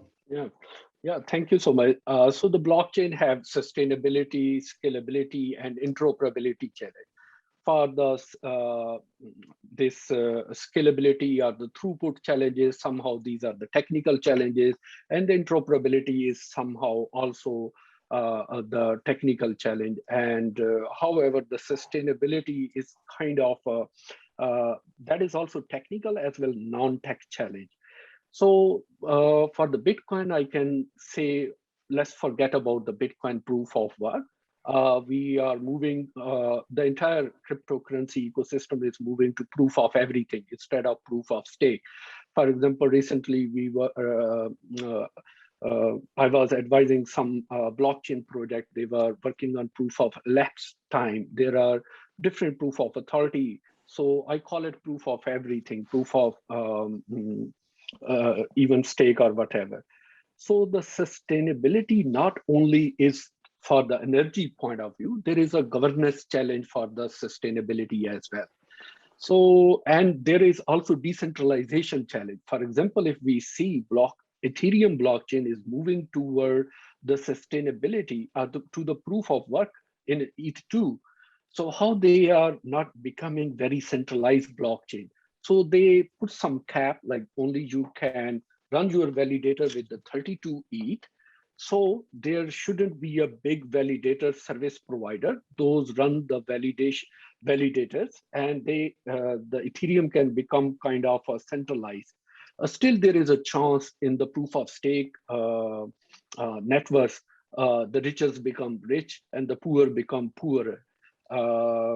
So this is one of the biggest challenge, and definitely this required a lot of effort, because we just see this is a elephant. I can say, like, the blockchain itself has many challenges. I said the technical challenges, but this sustainability, where we also, if we include the governance, if we include this other energy challenges, so I believe we need more efforts, we need more discussion, and I believe in very near future we're gonna have some better solution for the sustainability. Thank you, Dr. Muhammad. Mr. Ali, can you add on, please, on this point? As my colleague, friends said, the energy consumption, yeah, this is a big issue in the system, but I don't exactly see it so big negativity, because in centralized system, the energy consumption is 10 times more than decentralized system. I mean, it's a financial solution, it's a financial system. So if we are making this question, I agree to also making doing the rally between centralized system and the decentralized system. Yeah, Mr. Mustafa mentioned that right now, yeah, as he said, 18.5 million Bitcoins in the market, in the circulation right now, and 2 million left to get the mining. So in future, for me, the sustainability is gonna be like, because people are not going to get enough of Bitcoin in future, the system is gonna get slower, because the miners are gonna get, the amount of miners are gonna go down. So maybe in 15 years, it's gonna be like, for each transaction, it's gonna be 2 days or 1 day, so who knows, but it's a possibility. So in this sustainability, I would rather to find some solution in the blockchain technologies. Yeah, it should be decentralized. Also, they have set some centralized strong servers to provide a better solution for the infinite time, because we are saying that when they launch the blockchain technology to space, you cannot take it back. It's going to be in the space for 100 years, 1,000 years. There is no more change. Like Mr. Shakil Muhammad mentioned, Ethereum right now, they are in project of Ethereum blockchain version 2 because they cannot change the past one. They cannot do any regulation from that one. So they have to launch a new one. So if we are launching it and if we cannot change it, so we need a solution which the transaction speed should be always the same that we can provide. Also, let's say not only mining, also there are some other solutions right now in search, like putting onto computers, on televisions, or radio machines to do this decentralized system more powerful. It's a possibility that is right now in development. So about sustainability, I am more proud of decentralized system than centralized system, because we start to be colonialized in years. Like we are planning to, Elon Musk is saying in between 2040 and 60, we are going to send 4 million people to Mars. So how am I going to send money to my mother by World Central Bank? No, it's not going to work. So it should be something decentralized, because we start to be colonialized. So this is my view about this topic. I don't see that much negativity about the sustainability. Yeah, so I will add one more sentence. That is one of my famous sentence, are very popular in my mind all the time. They took our content, don't let them take our money. Who took our content? The big tech giants. So this decentralization for the sustainability, for the governance, let's build that kind of governance system where the big giants or the richer cannot take our money. So we can have a transparent system. Yeah. Thank you. Thank you so much. Yeah. Can I add one more thing? Yeah, of course. It's sad that people right now see blockchain technology as only currencies. The blockchain technology provides much more value on the system, in the governmental issues too. Even in this year, the United States were talking about in the voting, there was some cheatings, with blockchain technology, with just a QR code, you can do your votings that can never be changed in the system. With a one QR code, your ID information, your health insurance, your passport, your bank accounts, your everything can be in the system with a single QR code that cannot be changed, that cannot be copied. So fake IDs, fake passports, stealing in my cars and stuff, the paperwork, these all can be done with a blockchain system. So what I'm thinking is, if I will be a government, I can afraid from this blockchain system. This is the truth. And is it Islamic in the best way? Is the best Islamic way for me? Yes, definitely, because everything is open, nothing anonymous, everyone can see the system with the blockchain technology. So it's, for me, from my heart, I can say, as an Islamic person, yeah, this is Islamic way of finance. Thank you so much. Thank you for all your shared views and thoughts. This was a very insightful session, and we still have time to ask a few questions from the audience. I will pick some questions, and I will start with this one regarding the use of blockchain. Are we facing a new Islamic banking industry because of the blockchain technology? If anyone wants to jump in, and yeah, Mr. Mustafa. Sure. I would not say that we're facing a new Islamic finance industry, but what we're doing is we are, if you like, maturing towards what Islamic finance originally was intended to be, right? The theory of Islamic finance that we read and the motivation that drove the pioneers of this industry to start Islamic finance, to detach from conventional finance, to detach from a interest-based system, a highly speculative, highly derivatives aligned system, towards something that would align with maqasid al-Sharia, the principles of Sharia. That is something that we've not been able to achieve, right?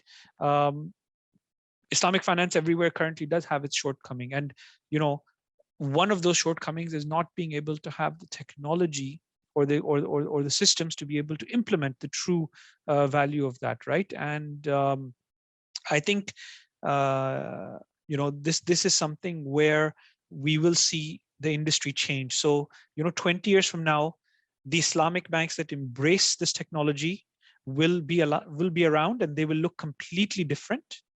The roles will be different.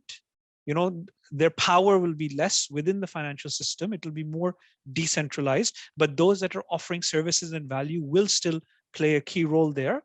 And the ones that don't adopt, that continue to stay in the same way, will be sidelined and ultimately be left out. That's my view. Yeah, so I will jump in here. The disruption of blockchain, that will bring new sort of services, new sort of applications. Definitely, that's for sure. And when we call it like Islamic or Sharia compliant currency, we have to educate not to the Islamic, the Muslims, but also to the other population. What is the meaning of Sharia compliance? Because the only Sharia word become somehow different meaning. So if we see the Sharia compliance finances, I love one sentence of Dr. Umar Fisher, the Islamic financial scholar. He called it clean financial system, not debt-based financial system. Few days ago, I was talking to one of my friend in Australia, and he was discussing one application like Pay Later. He said, this is very popular in Australia, so why don't you introduce in your application that kind of Pay Later? So make slaves, debt slaves. So the majority of the capitalist country in the world, almost like majority in the world, are like debt-based slave. So the financial literacy, as Ms. Sandra Rowe said, that is very, very important, not only for the blockchain industry or in the crypto era, because in the generation Z, the upcoming generation, the finances will be that fluid. We don't understand whether we are sending message, whether we are sending money, where we need that kind of financial literacy to our upcoming generation. Right now, we understand, okay, what is happening, where is manipulation, and where is the real value. But the native to the digital world, they might not understand the importance of currencies, as well as the financial, when we call like the Sharia compliance, we have to also educate.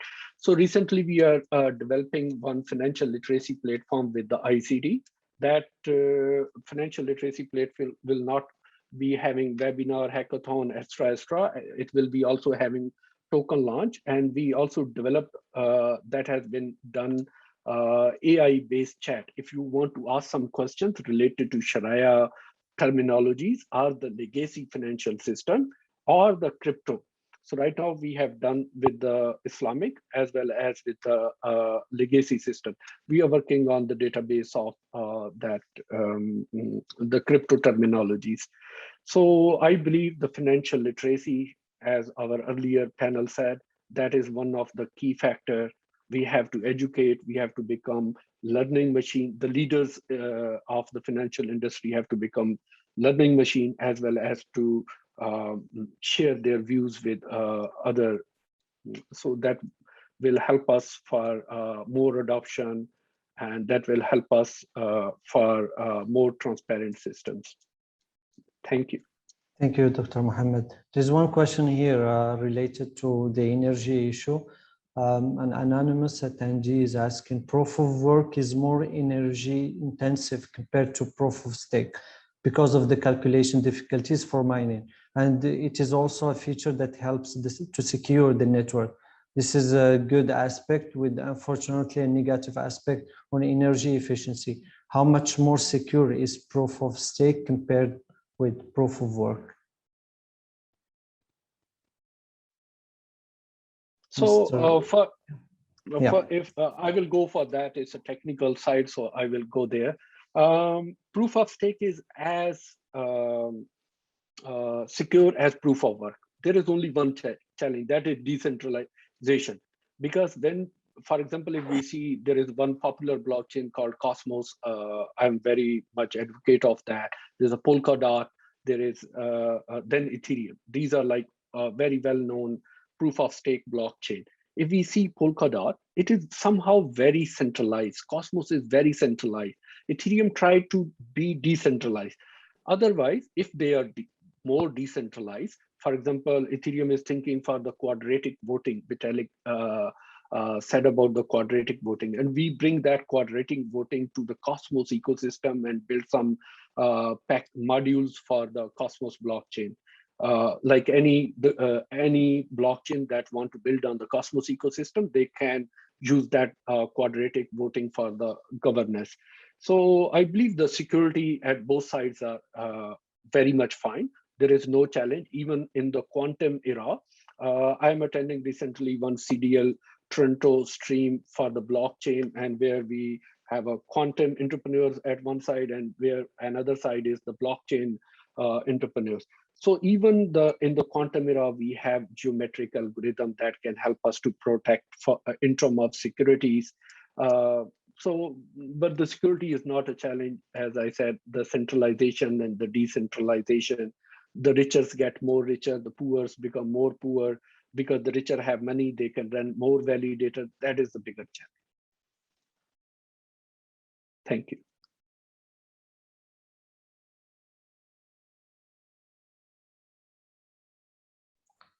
There is here another question from one of the participants. The question says, for money, it is being abused. Extensive infinite money creation is creating huge debt and further leverage on wealth equality. Also, infinite money versus a finite planet's resources drives excess consumption and is against sustainability. So this is a question, is this against sustainability? So he's asking, what is the Sharia view on extensive fiat money printing? Is it good for society? Is it halal? Bitcoin has a deliberate limited supply. Is this better? I think there is a Sharia aspect in this question, and we lost Dr. El-Bari, but if anyone from the speakers would like to add on this. Sure, I can possibly jump in. I mean, obviously I have to give the disclaimer. I'm not a scholar or even close to being a scholar, but I have an understanding of Sharia acceptability within the industry, right? So as you mentioned, the issue with fiat currencies and with constant printing while resources are limited or even dwindling, poses a fundamental challenge to the financial system, right? In creating imbalances in that system. Now, when you add on to that the availability of debt, that creates even more imbalance, right? So while I'm not aware of any strict Sharia rules that are that limit printing of fiat currencies when while it is transparent to all stakeholders that is happening in the background, right? You can't communicate to the market that this is the fiat currency will not grow exponentially, but then in the back you're printing more. That could raise issues. But while it has been clearly communicated, it doesn't create a direct Sharia issue. What it does do, it does create systemic imbalances within the financial system, right? And it is the responsibility of the regulators ultimately to look after the financial stability. And I think, Dr. Al-Giri gave that example, that the second Khalif, Umar radiallahu anha, when he was considering that, he was considering the broader when he was considering camel hide as being utilized for currencies, he was looking at the broader macroeconomic implications of his decision, right? Camels were used for transportation, they were used for food, they were used for a split of services, and the impact that would have on the economy was a key deciding factor there. So I think that is a consideration that has to be looked at. Now, separate to that, the concept of fractional lending is a completely different matter, right? So fractional lending is not simply printing more money, but utilizing and exponentially leveraging deposits that are placed in the system. So that creates a different barrier. The Sharia verdict on that, I'm not aware of. I know that there is disagreement there. It is a highly technical matter. So simply printing additional fiat currency, while it may not have any direct Sharia implication, fractional reserve lending is something that has had a lot of technical Sharia discussion around, and I'm not in a position to comment on the ruling, but it's something that becomes highly technical and has inbuilt in itself inherent Sharia issues or Sharia considerations. Thank you, Dr. Mustafa. Dr. Shakil, you want to add on this point? Yeah, sure. For Sharia, I am not expert on Sharia, but when I see Islamic finances, as I earlier said, I don't only call it a cryptocurrencies, I call it Islamic currencies. And the Islamic currencies, if we see the whole concept of the religion pushing toward the financial ecosystem, that was a liberation, not making you a slave, not making you in debt-based economy where everybody is a slave to somebody. You have to pay for your house to somebody. You have to pay for something that you took some leverages. So printing money somehow is create deflations. It's create a lot of challenges without any real value creation. Printing just money for the need of money, that is kind of I see is not clean money. I don't see it very transparent way. But for example, if we see in blockchain or in the cryptocurrencies, there are deflationary coins. For example, Ethereum does not have like some limits. There is some reason for that. We do not have a limit. We are minting coin after every block confirmation. There is reason for this. For some incentive, we want to incentivize our system for the protection, for the security.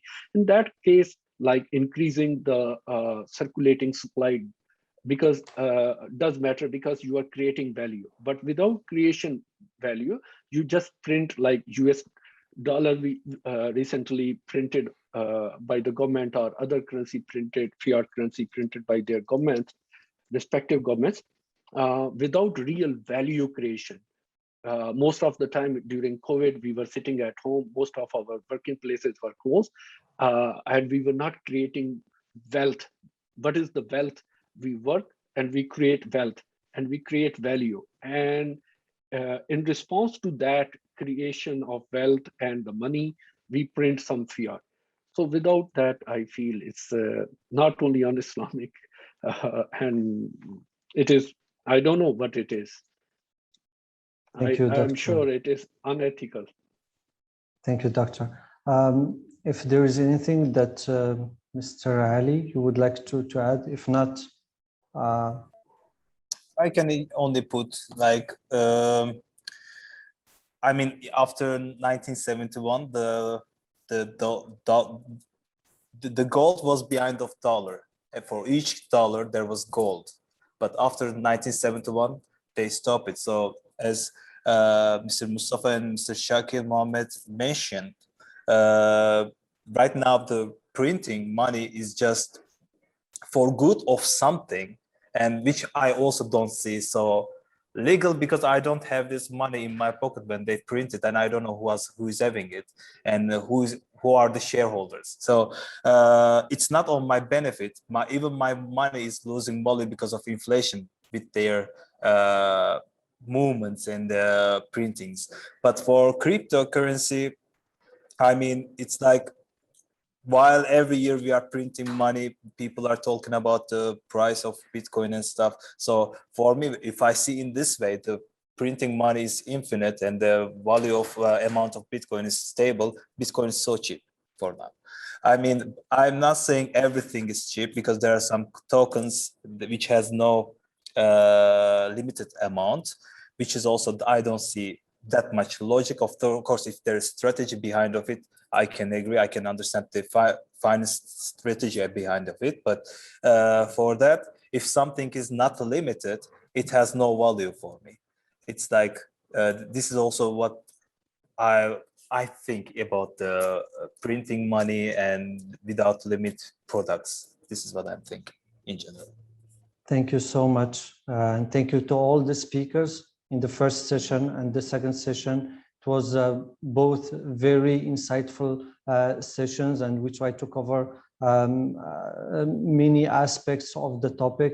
And I'm sure that the participants share the same view with me. And now I will pass on to my colleague, Dr. Muhammad, to close the sessions.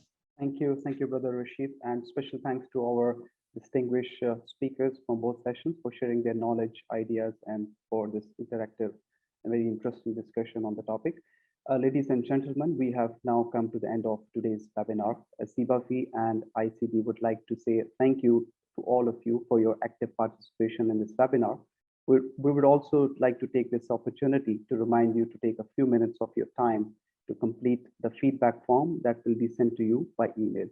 Your valuable inputs and comments will help us improve our events in the future. Ladies and gentlemen, again, on behalf of CBAFI and ICD, we thank you all, and we look forward to seeing you again in our future events. Thank you once again, and have a good evening ahead. Stay safe. Assalamu alaikum wa rahmatullahi wa barakatuh.